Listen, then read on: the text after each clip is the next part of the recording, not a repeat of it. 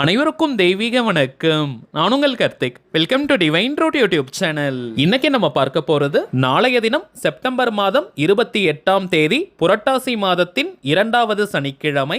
இந்த எளிமையான 3 பொருட்களை சேர்த்து வையுங்கள். நீங்கள் கேட்ட வரம் அப்படியே கிடைக்கும். எப்பேற்பட்ட கோரிக்கையும் நிறைவேறும். நம்ம யூடியூப் சேனல்ல புரட்டாசி மாதத்தை முன்னிட்டு நிறைய சிறப்பு பதிவுகளை பார்த்துக்கிட்டு இருக்கோம். அந்த வரிசையில இப்ப நம்ம பார்க்க போறது மிகவுமே எளிமையான ஒரு தாந்திரிக முறை. பணவசியம்னு மட்டும் கிடையாதுங்க, நாம் கேட்ட வரத்தையும் கொடுக்கக்கூடிய அற்புதமான தாந்திரிகம். நம்ம சேனலை ரெகுலரா பார்க்கறவங்களுக்கு தெரியும், நம்ம அப்லோட் பண்ணக்கூடிய எல்லா வழிமுறைகளுமே மிகவும் எளிமையானதாக இருக்கும். அதே நேரத்தில் உடனடியாக பலனை கொடுக்கக்கூடியவை. அதன் அடிப்படையில் இப்ப நம்ம பார்க்க போறதும் ரொம்பவுமே சிம்பிளான ஒரு தாந்திரிகம். அதே நேரத்தில் இன்ஸ்டன்டா இமீடியட்டா நமக்கு பலன்களை கொடுக்கும். இந்த தாந்திரிகத்தில் எந்த ஒரு மந்திரங்களோ பூஜைகளோ கிடையாதுங்க.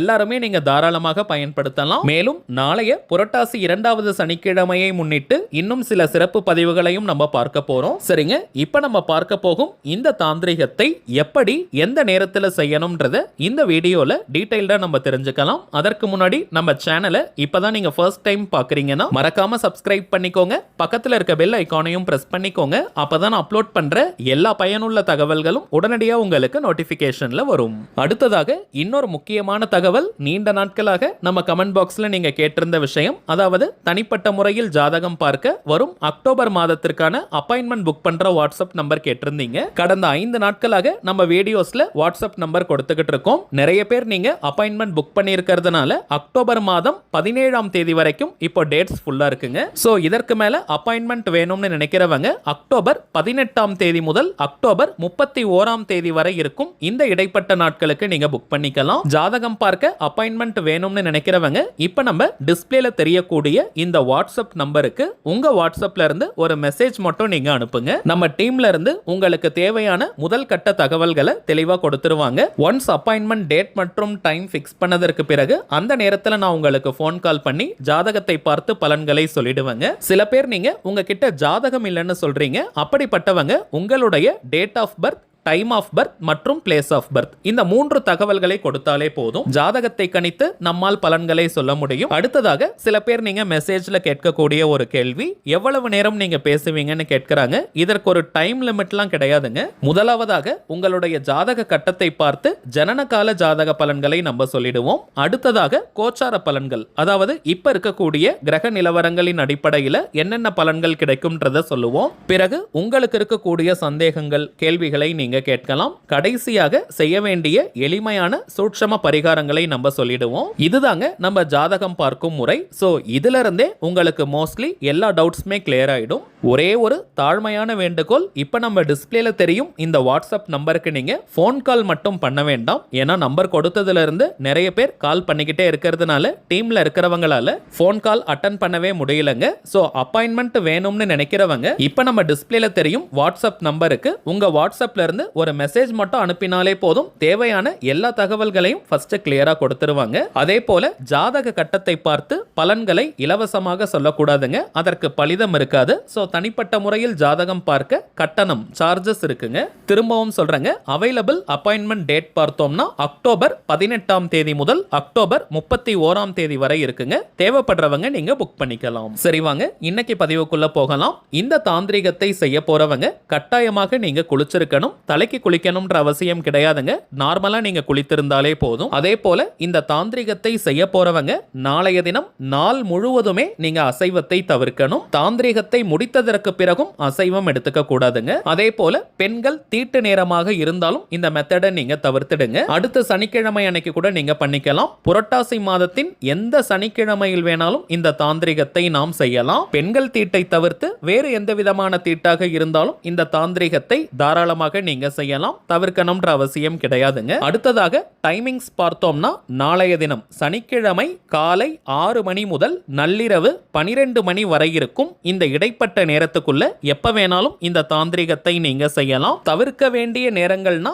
ராகு காலம் மற்றும் யமகண்ட நேரம், இந்த 2 டைமிங்ஸை மட்டும் நீங்க தவிர்த்திடுங்க. நாளைய தினம் அதாவது சனிக்கிழமைக்கான ராகு கால நேரம் காலை 9 மணி முதல் காலை 10:30 மணி வரை, யமகண்ட நேரம் மதியம் 1:30 மணி முதல் பிற்பகல் 3 மணி வரை. ஸோ இந்த 2 டைமிங்ஸை மட்டும் தவிர்த்துட்டு காலை 6 முதல் நள்ளிரவு 12 மணி வரை இருக்கும். இந்த இடைப்பட்ட நேரத்துக்குள்ள நீங்க எப்ப வேணாலும் இந்த மெத்தடை ஃபாலோ பண்ணலாம். ஆண்கள் பெண்கள் எல்லாருமே இந்த தாந்திரிகத்தை செய்யலாம். ஏதாவது 3 முக்கியமான கோரிக்கைகளுக்காக இந்த மெத்தடை நீங்க ஃபாலோ பண்ணுங்க. அதற்கு மேல கோரிக்கைகளை நீங்க வைக்க வேண்டாம். குறைந்தபட்சம் ஒரு கோரிக்கை, அதிகபட்சம் 3 கோரிக்கைகள். அதே போல குறிப்பிட்ட கோரிக்கைகளுக்காக மட்டும்தான் இந்த மெத்தடை யூஸ் பண்ணணும்னு கிடையாதுங்க. ஏன்னா நம்ம சேனல்ல நிறைய பணவசிய முறைகளை தான் நம்ம பார்த்துக்கிட்டு இருக்கோம். சோ பணவசியம்னு மட்டும் கிடையாதுங்க. உங்களுடைய நியாயமான கோரிக்கை என்னவானாலும் சரி, எவ்வளவு பெரியதாக இருந்தாலும் சரி, தாராளமாக இந்த மெத்தடை நீங்க யூஸ் பண்ணலாம். சரிங்க, தாந்திரிக முறையினாலே அதற்கு சில புறப்பொருட்கள் தேவை.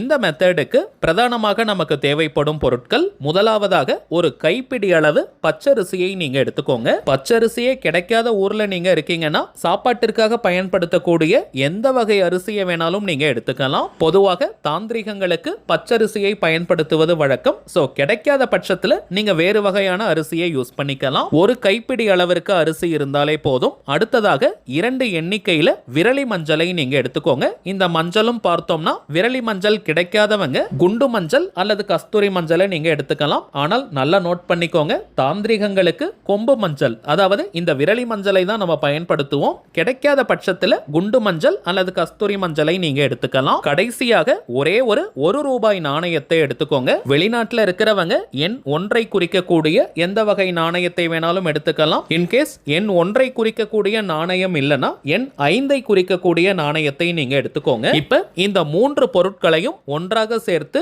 ஒரு மஞ்சள் நிற துணியில மூட்டை போல நம்ம கட்டணும். வேற எந்த கலர் துணியும் நம்ம யூஸ் பண்ண கூடாதுங்க. மஞ்சள் நிற துணியில தான் இதை நம்ம மூட்டை போல கட்டணும். எல்லோ கலர் கிளாத் மட்டுமே யூஸ் பண்ணுங்க. நீங்க ஒயிட் கலர் கிளாத் வச்சிருக்கீங்கன்னா அதை மஞ்சள் தண்ணீரில் நனைத்து அதை கூட நீங்க பயன்படுத்திக்கலாம். இப்ப இந்த பொருட்களை சேர்த்து மூட்டை போல கட்டி உங்களுடைய கைகளில் வச்சுக்கிட்டு பெருமாள் கிட்ட பிரார்த்தனையை செய்யுங்க. பூஜை அறையில நின்னுக்கோங்க. தனி பூஜை அறையெல்லாம் இருக்கணும்னு கிடையாதுங்க. வீட்டுல நீங்க சுவாமி படங்களை எந்த இடத்துல வச்சிருப்பீங்களோ அங்க நீங்க நின்னுக்கோங்க. இந்த மூட்டையை கையில நீங்க பிடிச்சுக்கிட்டே பெருமாளையும் மகாலட்சுமி தாயாரையும் மனதார நினைச்சுக்கிட்டு உங்களுடைய அந்த கோரிக்கைகள் நிறைவேறணும்னு மனமுருகி நீங்க பிரார்த்தனையை செய்யுங்க. ஒரு 5 நிமிடத்திற்கு அந்த கோரிக்கைகள் அனைத்தும் விரைவாக பெருமாள் நடத்தி கொடுக்கணும்னு மனமுருகி நீங்க பிரார்த்தனையை செய்யணும். பிறகு அந்த மூட்டையை நீங்க சுவாமி படத்திற்கு பக்கத்துல வச்சிருங்க. பெருமாள் படம் இருந்தா அதற்கு பக்கத்திலேயே வச்சிருங்க. அப்படி இல்லைன்னா விநாயகருடைய போட்டோ விக்கிரகத்திற்கு பக்கத்துல நீங்க வச்சிருங்க. 21 நாட்களுக்கு பிறகு எந்த நாள், எந்த கிழமை, எந்த நேரத்துல வேணாலும் அந்த மூட்டையை வீட்டு பக்கத்துல இருக்கக்கூடிய